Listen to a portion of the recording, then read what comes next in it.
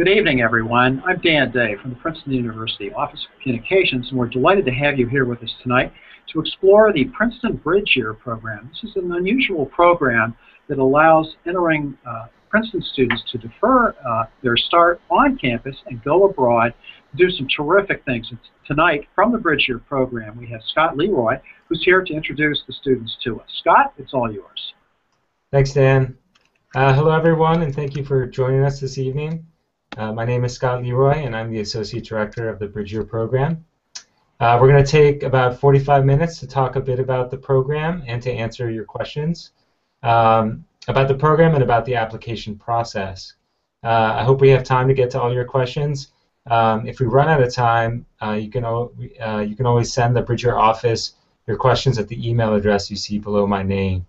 You may also email the students who are participating in this Hangout if your question is related to a specific program location.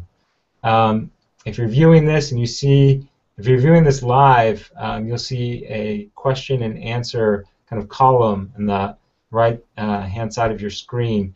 Feel free to post questions there, and we'll try to answer them as we're going through the Hangout.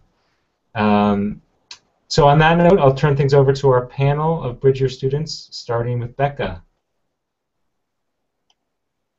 Hi, I'm Becca Khan, and I'm a current participant in Bridge Year Brazil. So I've been in the city of Salvador for the past 8 months. Salvador is the largest city in Brazil's northeast coast, and it's really famous for its beautiful beaches and its Afro-Brazilian culture, which is like cuisine, dance, music. It's also very famous for its spirit of laid-back happiness and the very friendly people here. So my service placement here is I work in a community preschool located in one of the city's more impoverished favelas. And the specifics of what I do there depend because the staff is a little unstable. So at times this year I've been a teacher's assistant, and at times I've been the sole teaching adult in a classroom. Our day starts at 8:30 and it goes till 12:30. And during that time, I teach, I create lesson plans and worksheets, I supervise the kids while they play, and sometimes I help with other activities like feeding them during lunch. It's really fun. It's been really difficult and like overwhelming at times, but it's so rewarding. And also, since no one at the preschool speaks English, it's been very helpful for learning Portuguese. Also, we all have secondary placements in Brazil. So my most frequent secondary placement is at Casa, which is a home for children and adults with HIV/AIDS.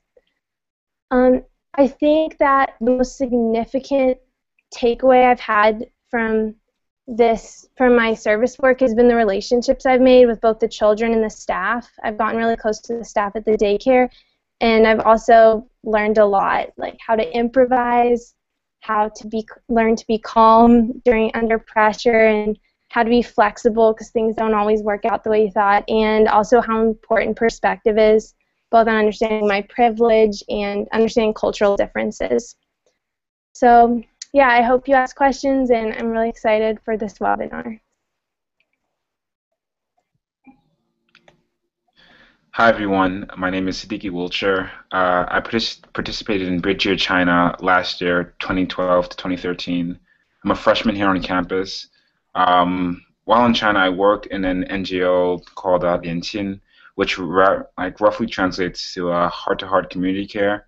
We dealt almost exclusively with migrant families in providing working situations, educating the children of the kind of like the migrant ghettos. It was very, very rewarding and a very, very person-to-person type of experience. Love Bridge Year, changed my life. I would definitely do it again. On campus, it's great here, and you guys will see it soon enough.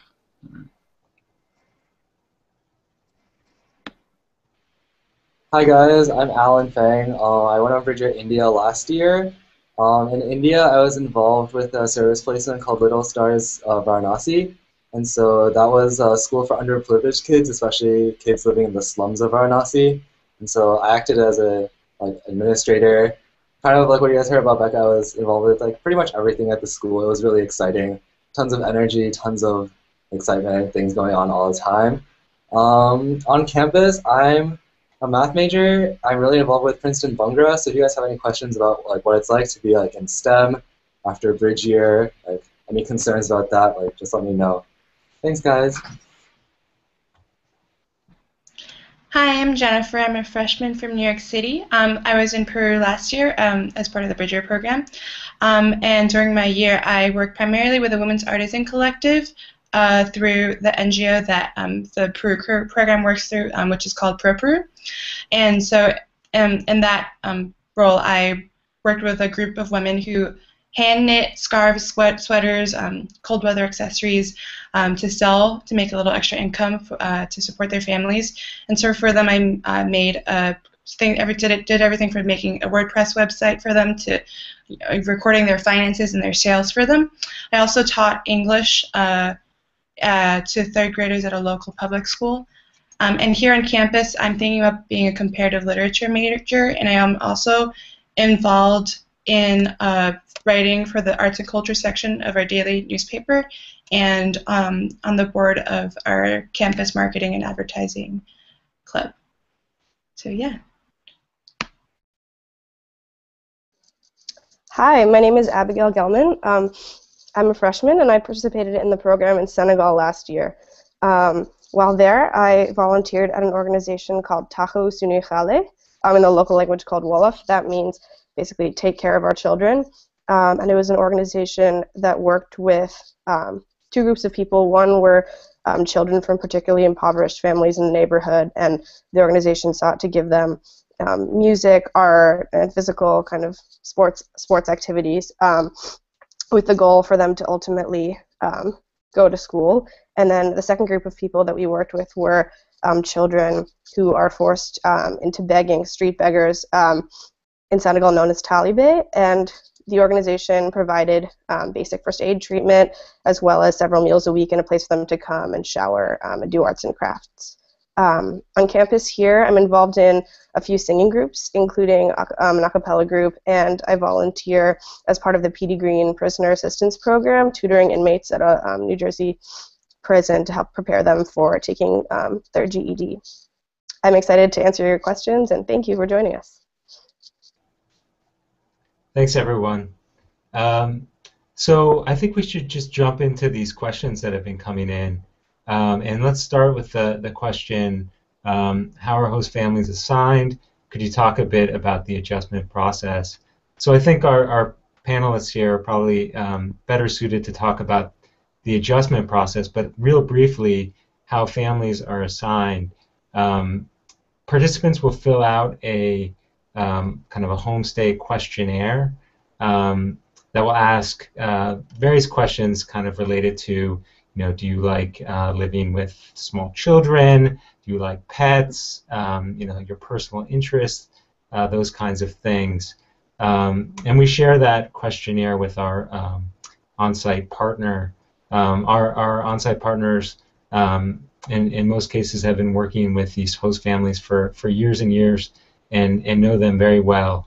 And so, as our partner and the on-site staff, who participants get to know the students, they'll make a placement kind of based on that questionnaire and based on your personality, and as they get a better sense of kind of where you might be a good fit. So that's the general approach. I mean, it's a little bit different at each program site, but that's the general approach at each program location. Do you guys want to speak to that question about the adjustment process? I can talk a little bit about that. So in Peru, I stayed with a wonderful, wonderful family of a mother and 4 daughters, and I loved my family. They're definitely one of the highlights of my experience. I think the adjustment process, as long as you're open to everything and are willing to engage with their family, they're always willing to engage with you. I had two sisters three sisters actually that were my age, and it was just awesome to be able to talk to them about everything from like music to like clothing to like their boy problems. So it was I loved my family a lot, and they definitely were always willing to include me in all of their family activities. So the adjustment process was definitely very quick, especially since I was obviously living with them and waking up to breakfast with them every day and having lunch with them every day. So, yeah. I could also tack on really quickly to what Jen already said. So on site, we have like two directors: a local director, like a resident of the country that lives there as a citizen, and our like program director, someone you'll meet at Princeton and they'll go over with you. Now they're very, very open to dialogue, and like when choosing the homestay family, I remember talking to both like the on-site and local director, and like telling them what my family back home was like, and they really like take into consideration in choosing your family. Right? It's not such a random type of process. They try to find a family that fits to kind of your interest and your home, your life back home. And I found like after I met my homestay family, I had an older brother and a younger brother, literally exactly what I asked for. We meshed like extremely well. The father was also into like martial arts, which is something that I also voiced to both directors.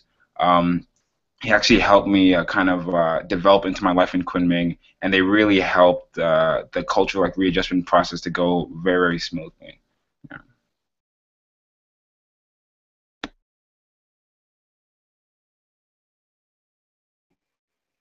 I'll just add on really fast that in Brazil, we have 2 months at the beginning where we all live in a home base together, so we can learn Portuguese before we adjust into our homestay families, and I think that really helped because it would have been difficult to connect with them right off the bat if we didn't know the language really very well.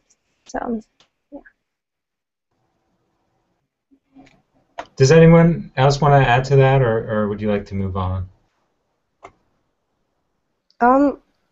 I would just quickly say that although it definitely varies depending on the program site, in Senegal you don't have 2 months living together before you join your homestay family. You do, I'm sure, in every program site there's some period of transition where you learn the language and you're with a group. In Senegal it was a few weeks, but I think that it's obviously there is an adjustment and a language barrier at first, but it's really gratifying to see the improvement in language ability, and as Jen said, as long as you're open and have an open mind and are willing to interact with your family, it's a really exciting process to get to know them.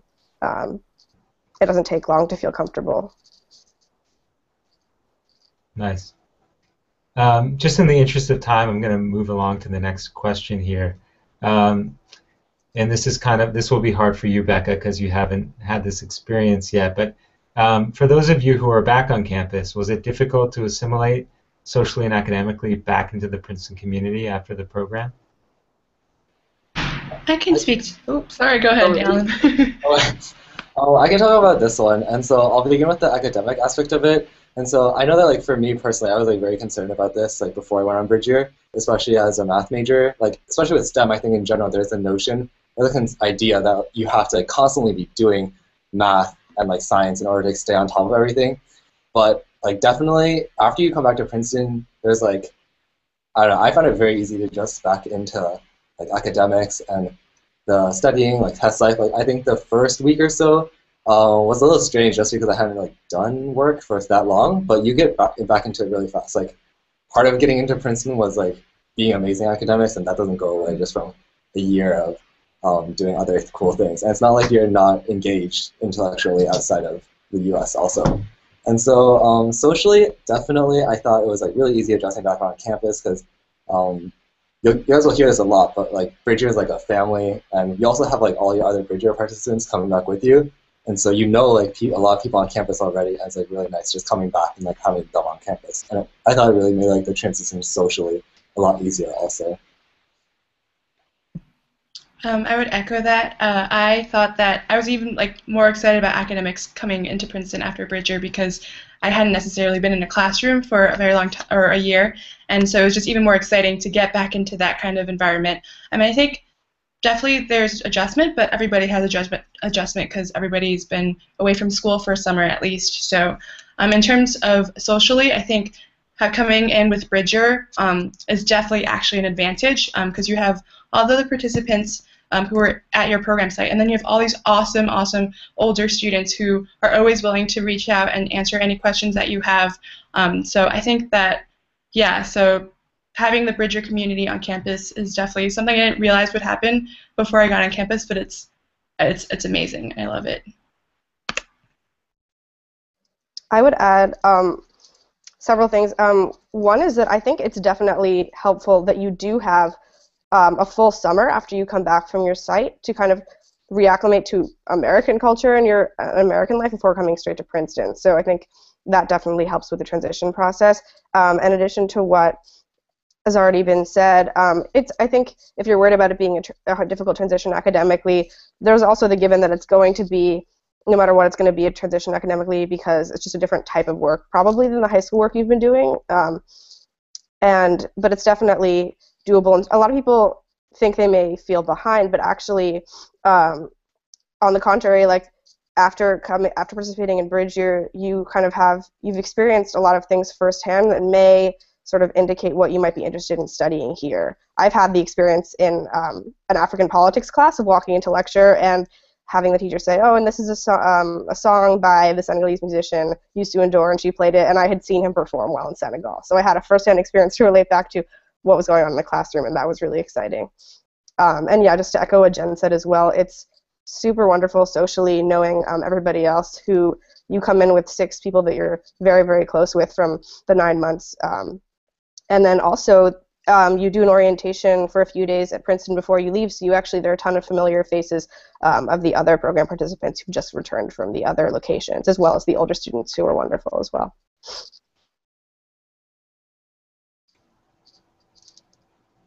Thanks, Abby.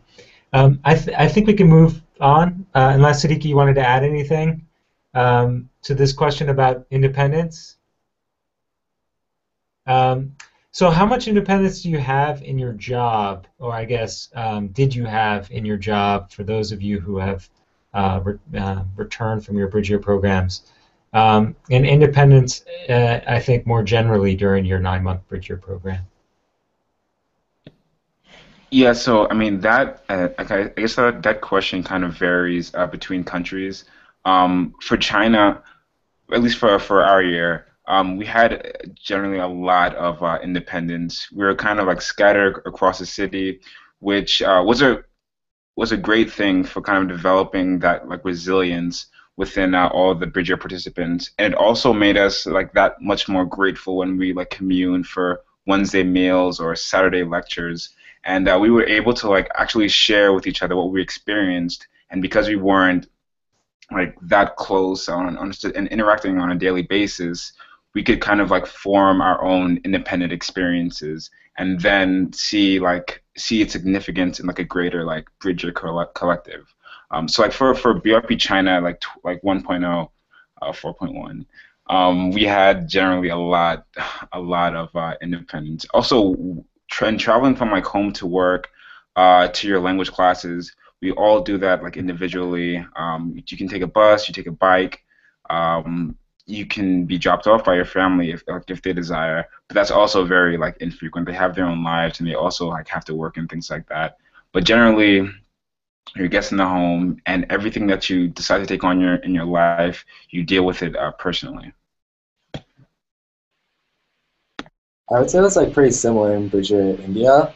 It was like almost like kind of how much independence do you want to have, and so like for us at least, like we live fairly close, like within biking distance of each other, and so if you wanted to, like if the group was feeling like really homesick or something, like you could all get together, but other weekends or weekdays we would just all scatter around the city and do our own thing, and it was like for us at least it was a lot about like how much independence did you want to have at like any point, because you could get together with the group and do something, or you guys could like all do your own thing in different parts of the city.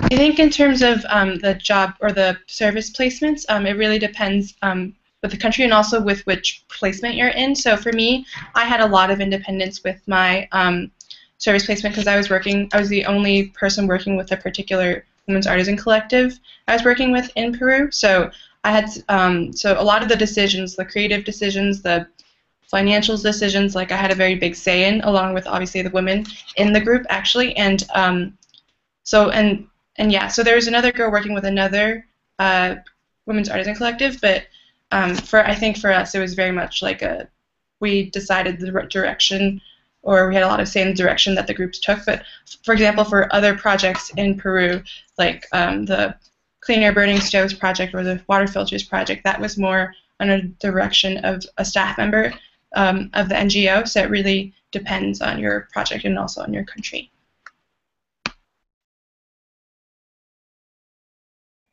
I can talk about Brazil really quick. So it depends again on which service placement you have, but I would say in general the service placements themselves, you have a lot of independence, and then within the actual schedule you see the other group members every day for planned programming, like Portuguese lessons in the afternoon, or capoeira, which is a martial arts class in the afternoon. So that's more planned, but you do have independence, like in the afternoons and at night, and you're allowed to skip activities if you have something you would like to do. But in the jobs, so like for me, I arrived at my job and the director of the school said, you're in charge of this class of 14 5-year-olds and you can decide what you would like to teach them. So I had a lot of independence in creating the lesson plans and deciding how the class was run. And there's other people, 2 other Bridger students teach an English class, and they also have that independence of choosing lesson plans. So I think teaching positions are very independent in Brazil.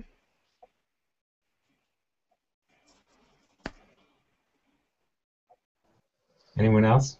I would also say that it definitely varies on the program site and the service site, but I can attest to the fact that I think that it's also quite flexible. Your on-site coordinator and local coordinator, and also Scott and John, want you to have a good experience, so they're receptive to feedback. I know that in Senegal we did see each other quite frequently, and it was mostly a good thing, but I think towards the latter half of the program, some of us wanted to have a little bit more freedom to not necessarily meet as a group every day, and that's something that was taken into consideration. We met something more like 3 or 4 times a week instead of every day, so that people could seek out more independent activities when they wanted to. But it's definitely all about taking initiative, but there is a good amount of flexibility.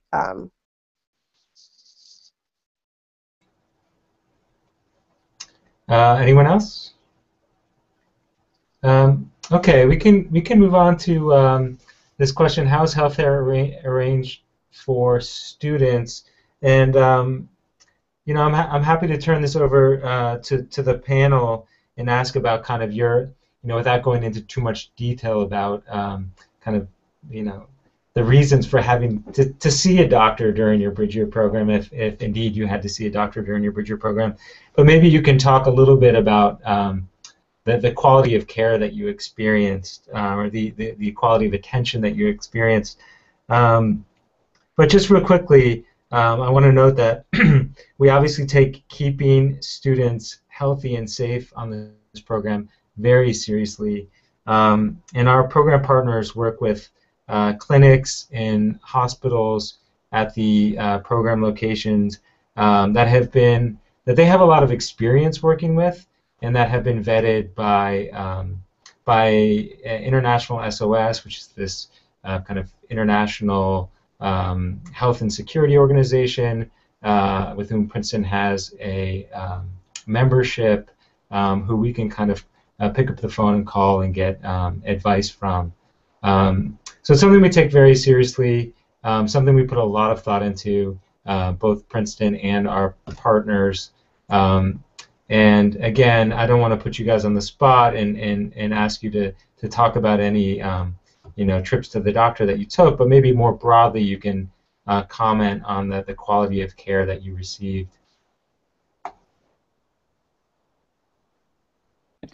Yeah, I can go ahead and jump in. Unless Jenny, no, okay. I can jump in. Actually, I don't mind sharing this this personal story. Around December, after right before New Year. I actually like burned my hand like kind of intentionally, like second degree or whatever. And that wasn't Bridget's fault or anything, but the care that I received after was like it was impeccable. Like within a day, the on-site and local directors took me to an international hospital in which the doctors were they were I think they were licensed in America as well as in China. Gave me like top quality care, and my wound healed like fairly quickly. And every time I went to the hospital, like they both local and on-site and program directors were always with me, right? So it never felt that I was in danger of anything happening. I always felt like I was very, very secure. And I think that just speaks to the like the meticulousness that Bridger takes with the health of their students.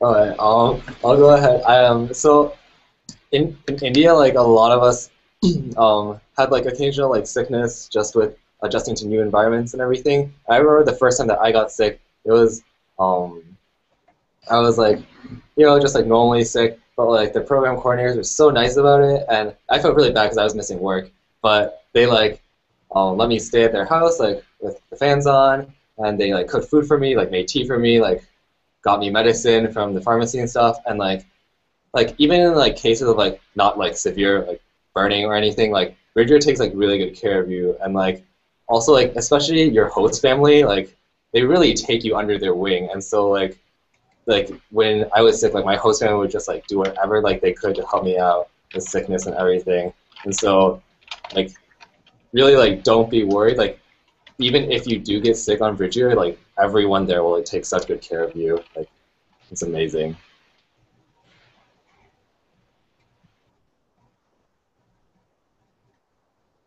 I guess I can speak Go ahead. to healthcare in Peru. I think so. Every time, like even it was just a small stomach thing. Our group leader was always willing to take us to the clinic that we went to, and so it was a good clinic that the group leader had experience with, and we always got what we needed really quickly. So whether it was antibiotics or anything else that we needed, and that usually took care of the problem. Great. So just kind of interest in the time, we can kind of keep moving along. There's this question about was it difficult getting used to the food, and what was the strangest thing you have eaten? Do you guys have a response for that? I can speak about the food is one of my favorite parts of Brazil. It's amazing. Most moms are really good cooks. It's different than the U.S., but it's Salvador is a large city, so this is just speaking for Brazil, but you can get other things if you're feeling homesick for American food. One thing that was hard to get used to was that you don't really eat dinner so much here, so usually it's just like, they call it cafe, which is like coffee. So it's like sandwich or soup, and then the big meal of the day is lunch, which is rice and beans. And I'm not sure about the strangest thing I've eaten here. It's all good though. I'm guessing the guinea pig quotation is from someone who was in Peru, and that was probably the strangest thing I've eaten. Except it's not that strange because it's just like any other meat. It's just if you realize that it's guinea pig, then it gets strange. But I love the food in Peru. I definitely gained some weight because I loved it so much, and I don't think it was difficult to get used. It was sometimes I would maybe get tired of having rice and potatoes so often, but then also I was getting a home cooked meal every meal, and that's not something I get at home. And so yeah, food was definitely something I really loved about my experience in Peru.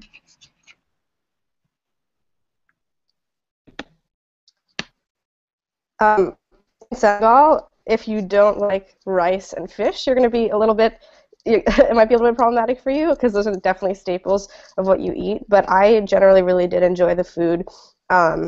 And something else, not only about the food itself, but about the kind of the cultural, the culture behind the way that food was eaten was really a huge part of the program, and it was a joy to basically, in Senegal, you eat around a communal bowl, and so I would always sit with the family. You don't actually eat at a table, you eat on low like wooden benches, and there's a mat that goes on the floor, and the whole family sits around and eats. It was interesting to see the cultural differences surrounding the way that food was eaten, but it was an enjoyable part of the experience, definitely.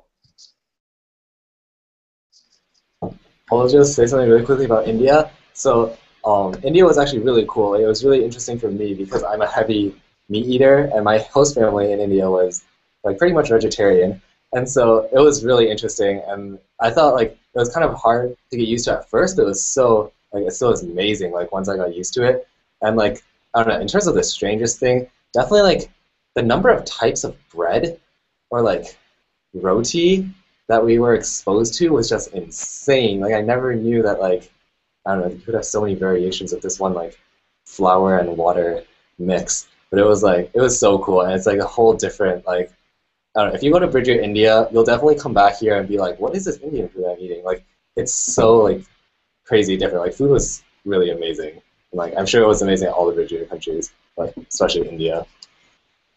I also realized that I'd be remiss. Sorry, I have one more thing. I would be remiss if I didn't mention the street food in Senegal, and nothing unsafe. I mean, you don't want to eat the kind of the water-based ices because you always want to have purified or filtered water. But a lot of the street food, like some juice bags and fresh fruit and nuts that you could buy on the street, and these kind of donuts called beignets were fantastic and super cheap, and it was fun to learn how to bargain for them and walk around and buy snacks. You could be in a moving vehicle on your way somewhere and stick your head out the window with a coin and buy a huge packet of cashews for the equivalent of like 50 cents, and that was really fun.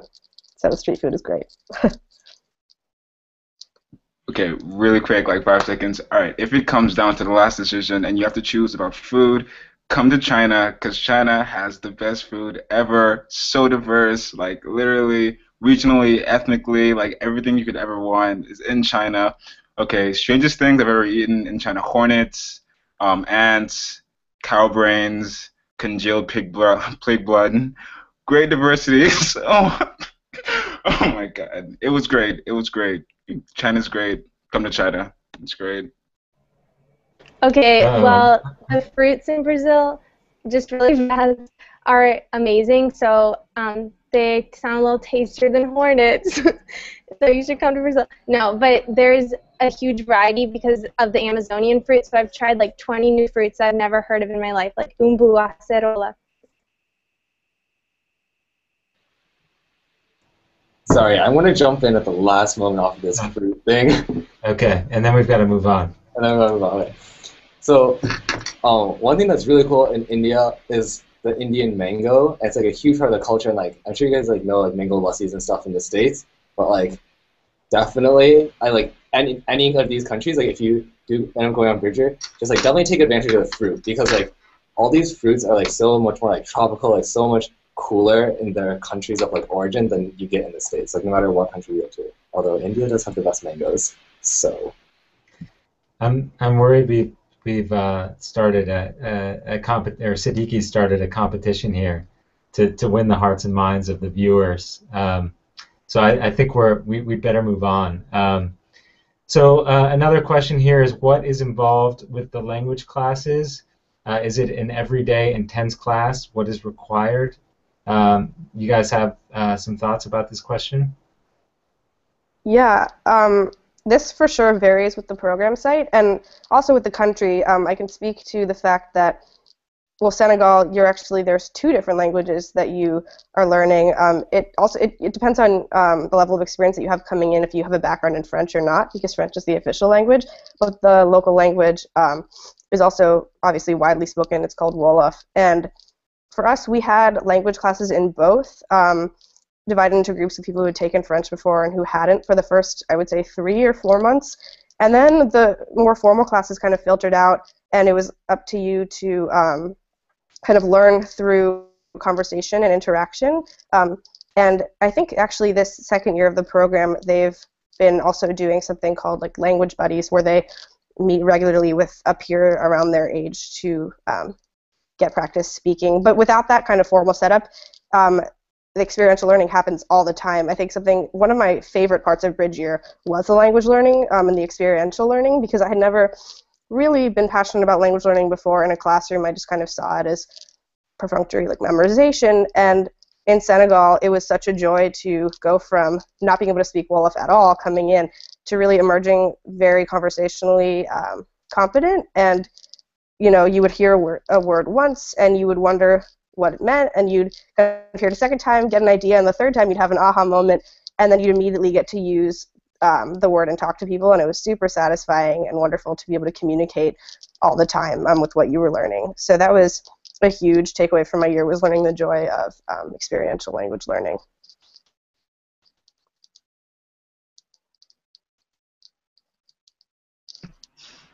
I could speak to Peru's language classes. So for us, it was very much based on what we wanted to do. In the beginning, obviously, the language classes were a lot more intense and they were longer.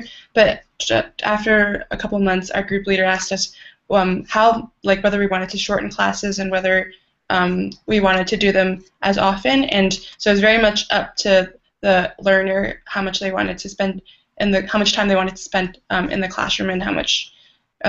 So it's very, at least for Peru, it's very up to the group participants.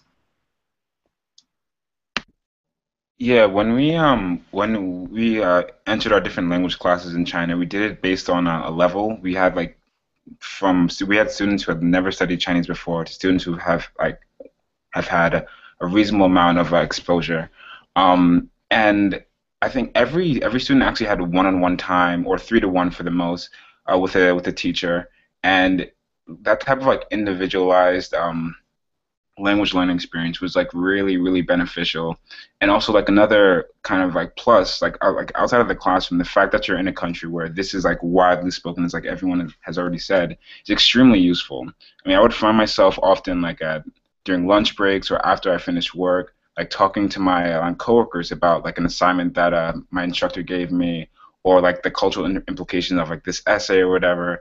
And it was useful to see not only what you're reading on paper, but what its relation is to the society that you're kind of placed within, right? And if you decide to continue to study, I'm still studying Chinese here, that kind of background is extremely, extremely useful.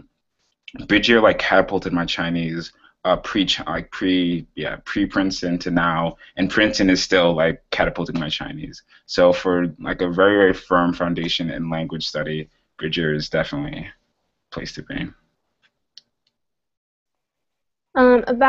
Sorry, by the way, I got cut out because Brazilian Wi-Fi isn't always steady.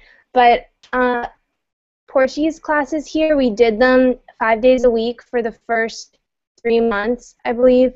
And then we did them 3 days a week, 2 days a week, and we are still having them 2 days a week. We do a book club one day, and then Portuguese class another day. And also the experiential learning thing.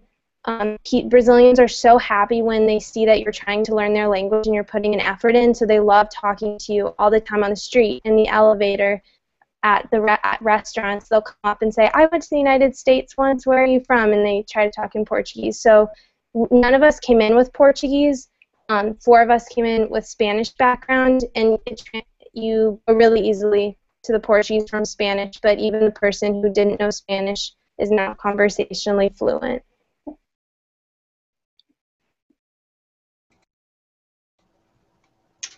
Does anyone else want to add anything to that? I was going to say something else specific to Senegal, but going back to what I was saying about how you're learning 2 languages, it's flexible, and it's kind of up to you to take initiative as to which or both you want to put a lot of your time into becoming conversational in. I actually favor the local language a lot more than French, just because it just was easier for me to pick up, and it's what I heard more immediately around me all the time in my homestay. And that's not to say, I mean, my French, I came out of the year with a certain level of understanding vocabulary in French, and now actually study it in an accelerated track here, and I'm going to be in France in an immersive program this summer. So I would say if you're interested in the Senegal program, definitely the local language is fantastic, but it's up to you. I mean, French is also spoken. It's the official language. But like similar to what Becca said about Brazil, people absolutely love it when they hear you speaking Wolof, because most foreigners definitely don't try to speak Wolof. So it was a wonderful experience for me to learn Wolof. So I want to just briefly respond to this related question about language skills, and then I think we'll have time to get to one more question before we have to wrap things up here. But the question is, does previous language skills affect your job assignment? And I can respond, and if anyone has anything to add, you can feel free to do that. But typically, previous language skills could affect your job assignment. We don't have any language requisite on this program, so as any of the panelists can tell you, there are participants on the program who do have maybe even significant previous language skills, and other students who arrive in the program location as beginners. And it can impact where you're placed, among other factors. And basically the way placements work, it's a little bit different at each program location, but you will be introduced in one form or another by the on-site staff to the various different program service locations. In some cases, you'll get to visit them. You'll certainly read about them, meet some of the people working there, and then you'll have a chance to kind of articulate your preferences, where you'd like to work, and then the on-site staff will kind of work with you to make that placement. So you'll certainly have input in kind of where you'll end up working, but there could be some factors, and language is one of them, that might make some placements more difficult than others. Hopefully that's clear. I don't know if any of you guys have anything to add to that. Yeah.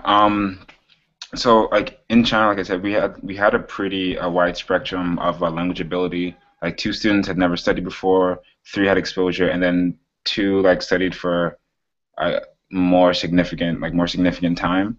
Like Scott said, it doesn't really kind of like impede your service assignment. Every service set is amazing, but depending on what you want to do, it can act as a plus or a minus, right? Or actually only like a plus. I wanted to be like an environment that only spoke Chinese. So the on-site director introduced me to like Tilianqin, where everyone spoke like only like Mandarin and Kunminghua, like the local dialect. And that just like goes to, I mean, it ends up being a personal decision. Like if you want to be in a service placement where you're like constantly like immersed in the language, as opposed to where you would have to depend on like English slightly more, that can kind of language ability can help.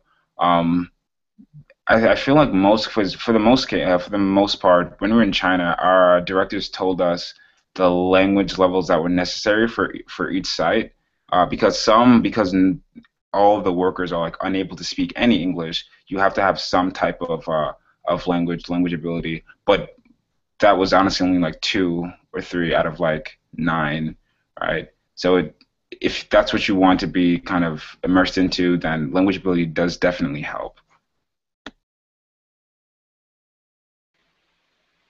I really wouldn't be too worried about like a lack of language skills like impeding your fulfillment from your job, because so for Bridger India last year, none of us had any Hindi background, and I thought like we were all like really fulfilled with our job placements, and like especially when you're in that environment where like Hindi is, or like for us, Hindi was constantly being spoken around you, you really do learn to pick it up like very quickly, and so it's not. I never found language really to be like impeding my progress in my work, and so I wouldn't be too concerned about it, especially like if you put in the effort to improve your language skills and to really dedicate yourself to your job. I don't think you'll find that it won't live up to your expectations.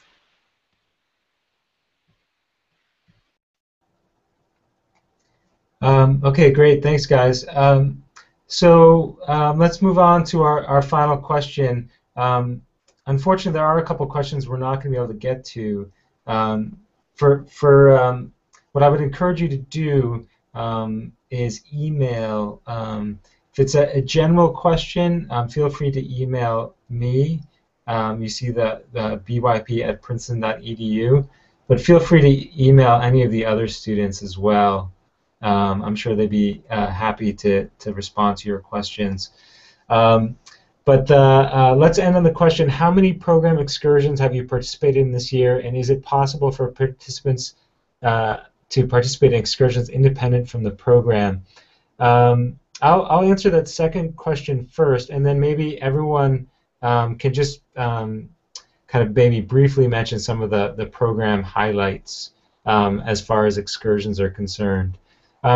We do have a no independent travel policy. Basically, our policy is that participants will spend every night at their homestay family's house. So students can travel independently during the day and take day trips, and there's certainly a lot of enriching things that students can do, in a day trip situation.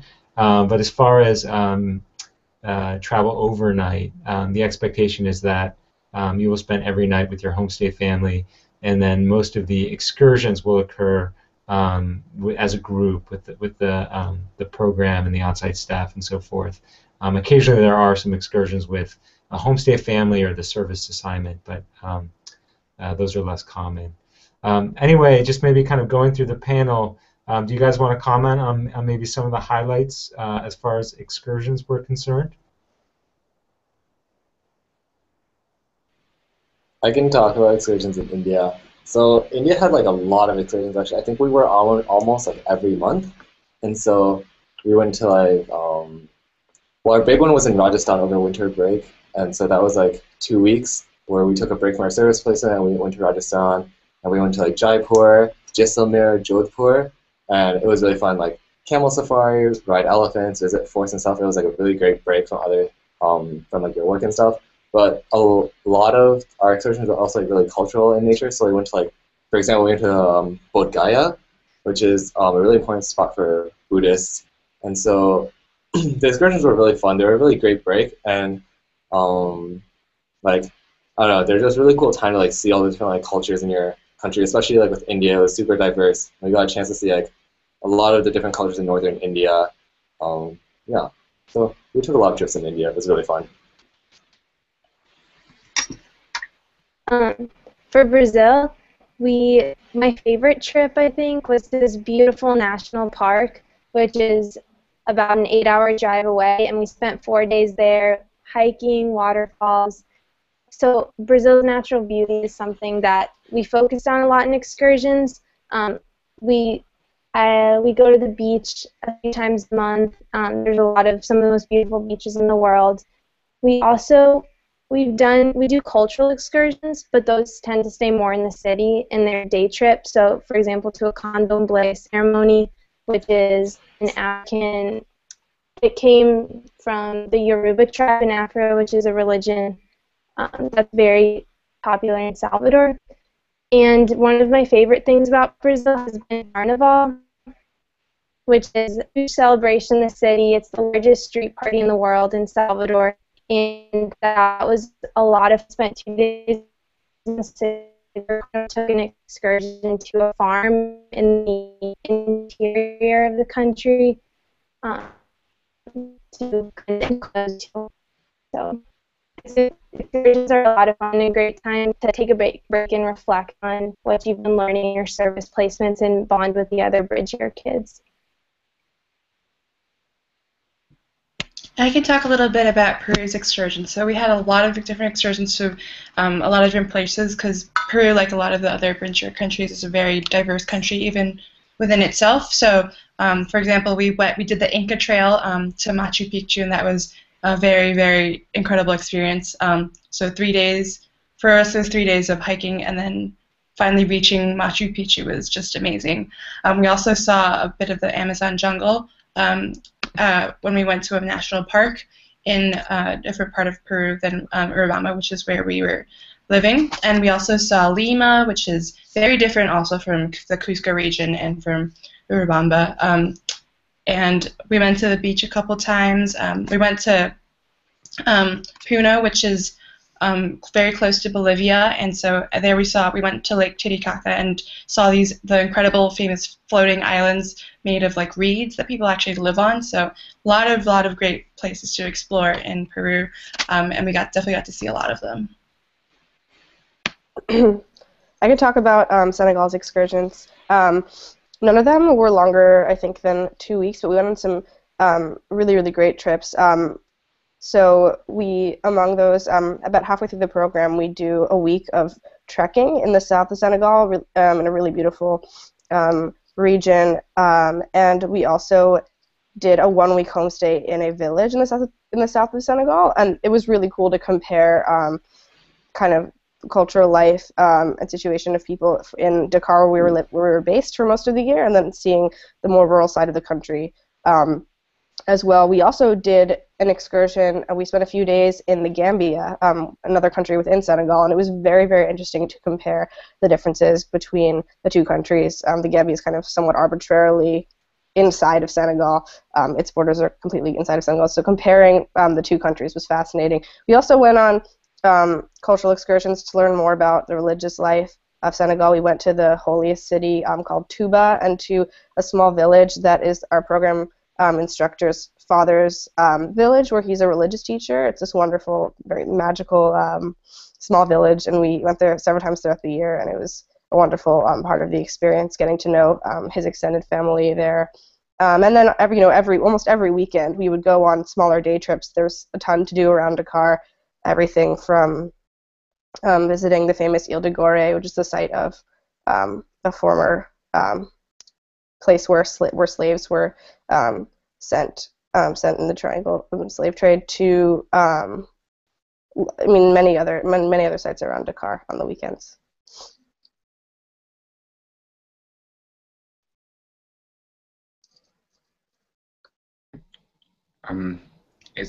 I could speak very quickly on the excursions I went to in China.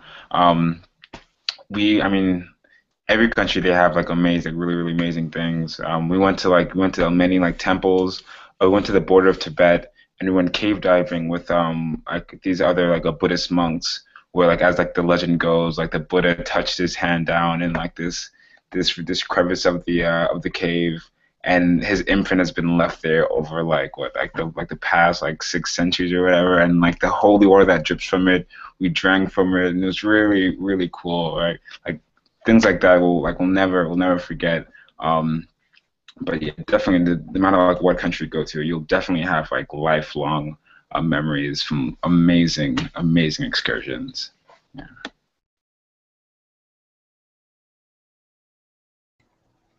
Thanks, Siddiqui.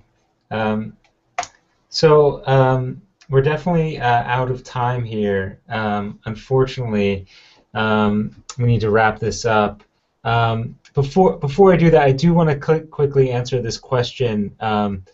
Does the application process select strongly for students with previous international experience as opposed to those who haven't left the country?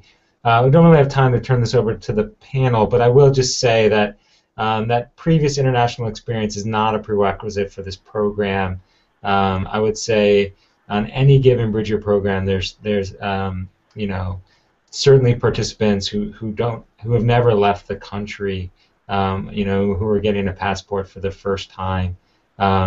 So it could be something that is beneficial, but it's not necessarily beneficial. I think when we're selecting candidates, we're more interested in learning about what draws you to the program location for which you're applying.